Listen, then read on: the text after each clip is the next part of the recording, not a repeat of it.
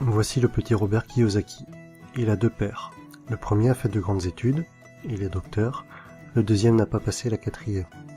Les deux ont un bon salaire, mais l'un des deux aura des difficultés financières toute sa vie et laissera derrière lui de lourdes dettes à ses descendants. L'autre va devenir l'un des hommes les plus riches d'Hawaï et laissera un héritage de plusieurs dizaines de millions de dollars à sa famille. Dans ce livre, Kiyosaki va nous exposer les différents points de vue de ces 2 pères. Tous les deux sont d'accord sur le fait que l'éducation joue un rôle primordial dans la vie. L'un est persuadé que les grandes études sont incontournables, l'autre pense que devenir financièrement intelligent va permettre au petit Kiyosaki de devenir riche. Le problème avec l'éducation financière est que c'est une matière qui n'est pas enseignée à l'école, mais à la maison, avec la famille.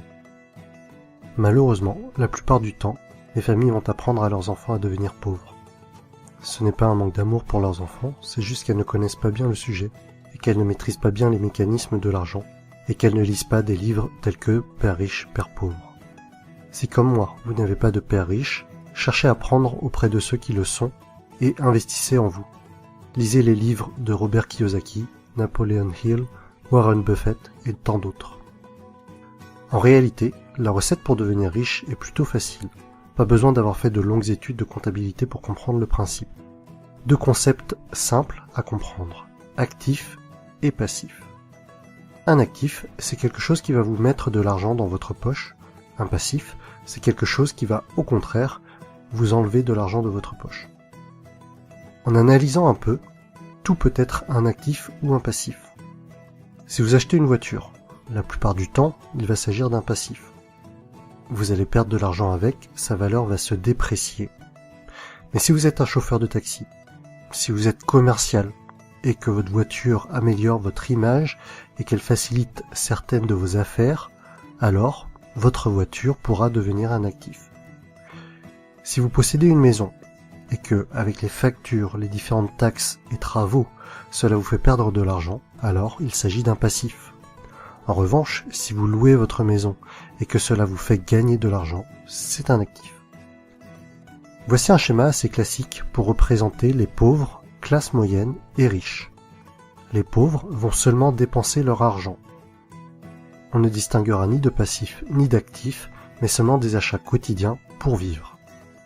Les classes moyennes vont également avoir des dépenses, peut-être un peu plus importantes que les pauvres.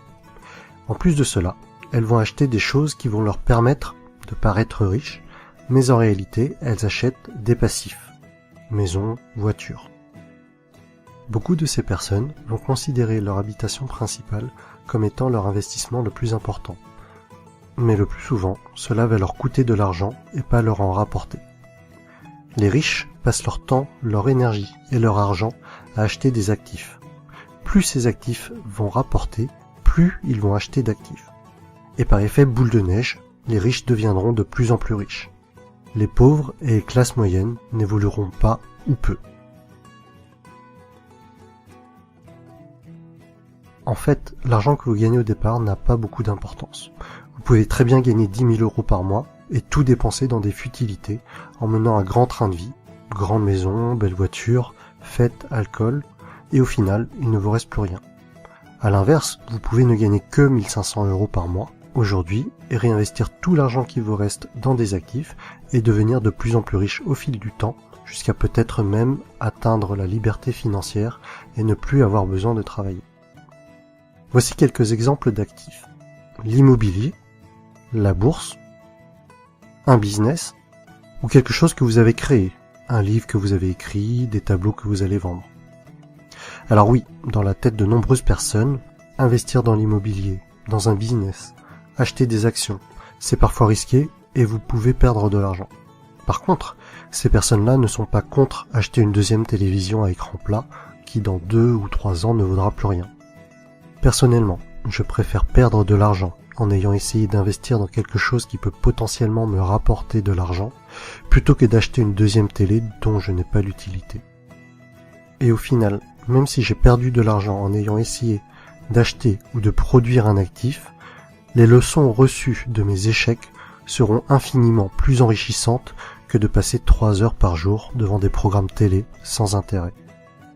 En résumé, si vous voulez devenir riche, soyez financièrement intelligent, apprenez auprès des personnes qui sont devenues riches, apprenez à limiter vos dépenses, concentrez-vous sur les actifs, limitez les passifs. Et voilà mon résumé du livre Père riche, Père pauvre de Robert Kiyosaki. Si vous avez apprécié la vidéo, mettez-moi un pouce bleu en bas à droite. Et pour suivre mon actualité, abonnez-vous.